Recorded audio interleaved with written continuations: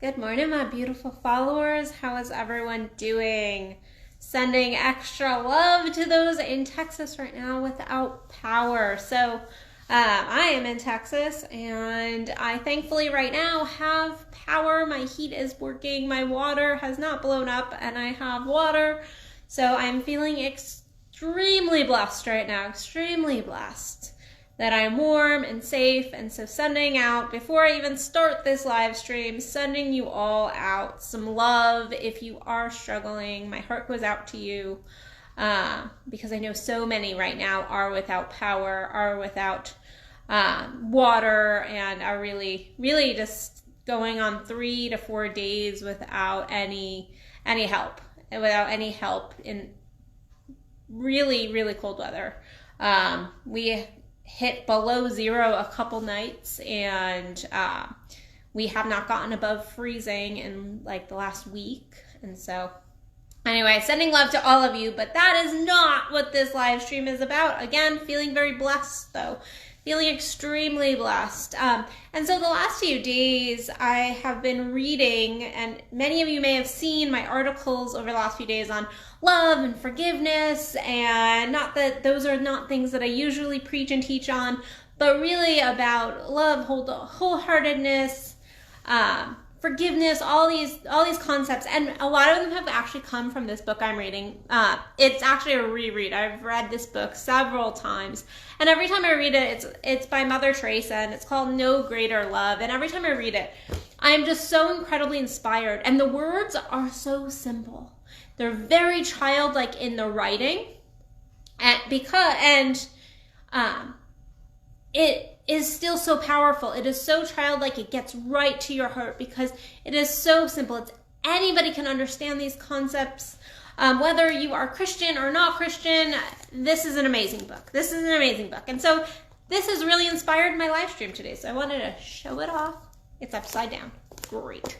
Mother Teresa, No Greater Love. But yesterday I wrote an article on the inequality of love. And then this morning I wrote an article on forgiveness. And it all centers around this concept of love and living from this space of love.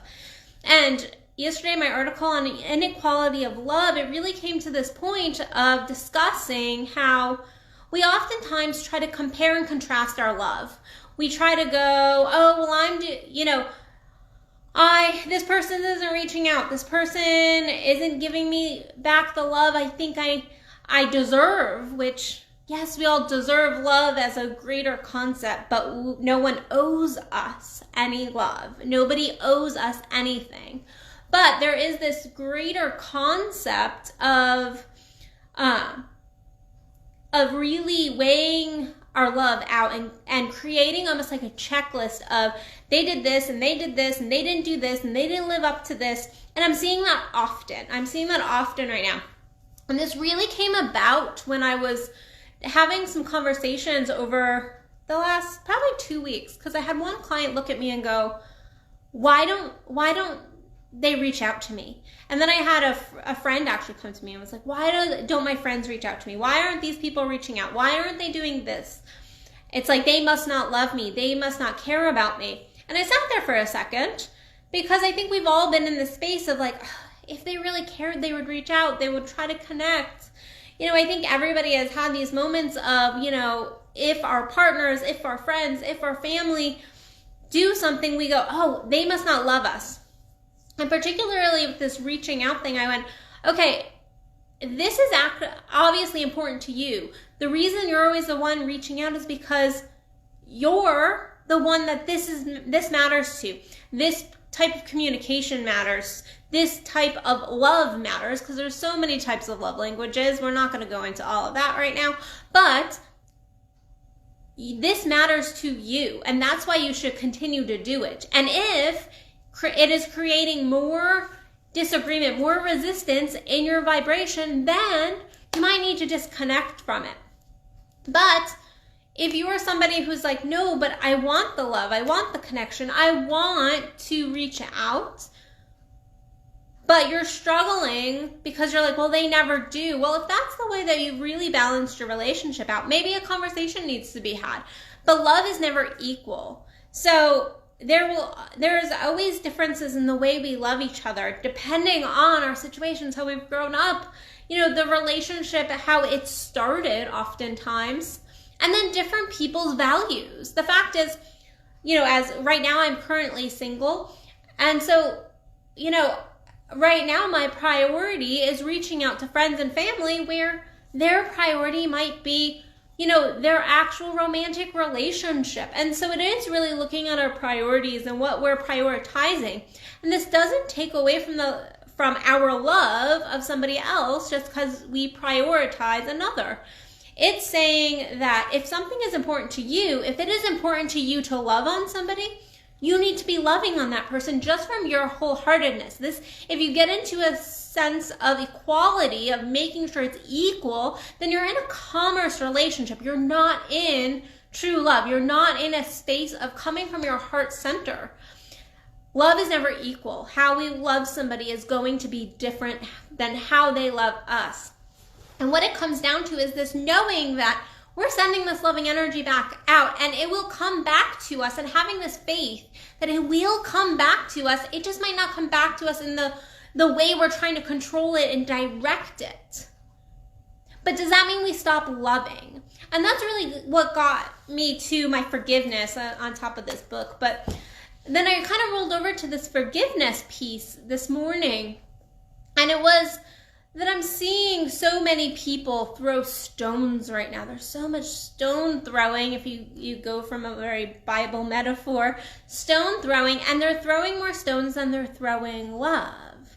And there's this lack of forgiveness about little things, about all these little things. I'm not talking about some of like the bigger things of like if somebody has killed somebody, if you have been raped or abused, there are things in our world we just have to process. And so we cannot rush that forgiveness process, because then it's not coming from a heart-centered space. It's not coming from that internal true loving space of, I forgive this other soul. Not that I agree with their actions, but I forgive this other soul. And it is important that we get, even in those big ones, that we still get to a space of forgiveness. But what I'm really talking about is these little things. So I see in my couples all the time, it's like, well, she snapped at me, last week, or he didn't pick up the milk when he was on his grocery run. Like these little things, these nitpicky things, and we hold and we hold and we hold, and we're focused on the things that this other person isn't doing, and we continue to throw stones at them instead of really throwing this space of love and this space of forgiveness. And forgiveness comes from a space of love. You cannot forgive somebody if you're not in your heart center. If you're not connected with love, it is not real fucking forgiveness. It's fake. It's fake. If you go, oh, I just forgive you, that's not real forgiveness. Forgiveness comes from a space of love of our fellow human, and understanding that I am not without sin, and I don't want to get all religious here, but I am not without sin, mistake, shadow, whatever you want to call it. And neither are you. And so I am no one to throw stones at you because I've made mistakes. And oftentimes, I'm just seeing right now, oftentimes in this world, we are sending more anger and hatred and judgment out than we are love, of going like, giving somebody the benefit of the doubt and forgiving them and going, they fucked up and it's okay and I mess up all the time. But we're holding these little resentments, and these little resentments are killing our relationships as a whole. And that's with your children, with your romantic partner, with your family, with your friends, with your colleagues, it doesn't matter. These little resentments will ruin your relationship. This lack of forgiveness. And more than that, it ruins us. Our lack of forgiveness, our trying to make equality in our love kills our spirit. It really pulls us off of our path, because we are meant to love. We are meant to give. We are meant to connect with the human being. We're meant to come from this heart space of loving that other person and really coming at it from a pure space. That's what I love about this Mother Teresa book, is she is childlike in the way she looks at the world in many ways. And in this, this viewpoint of, I'm not here to get something for myself and to to get mine energy. It's this, I'm here to give and serve and love. And that's not saying that we need to stay in every situation where we're being used or abused or neglected or not loved on. We know our alignment. However, I want you to look at those relationships that you're not ready to get rid of, that you do love, you do enjoy. And if you're getting something out of it, guess what? Why are you going to try to kill it with this nitpicky energy, this measuring things and going, well, they don't do this and I do this and blah, blah, blah, blah, blah. Guess what? Just love the people in your life to love them, to connect with them. And this is a beautiful space for those, at least in Texas, who are right now really struggling. This is a space of, even if you are freezing cold, God bless you. Even if you are freezing cold right now, looking at those around you and taking that moment to at least love the people in your world, in your life. And if you're not, kind of reaching out to your fellow human.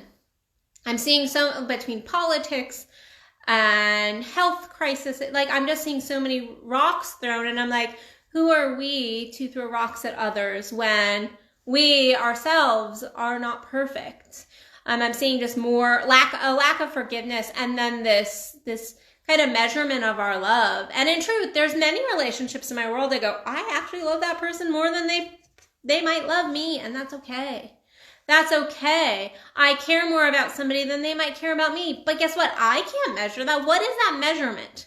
What is that measurement? There's a beautiful song I used to be a theater major back way back in the day.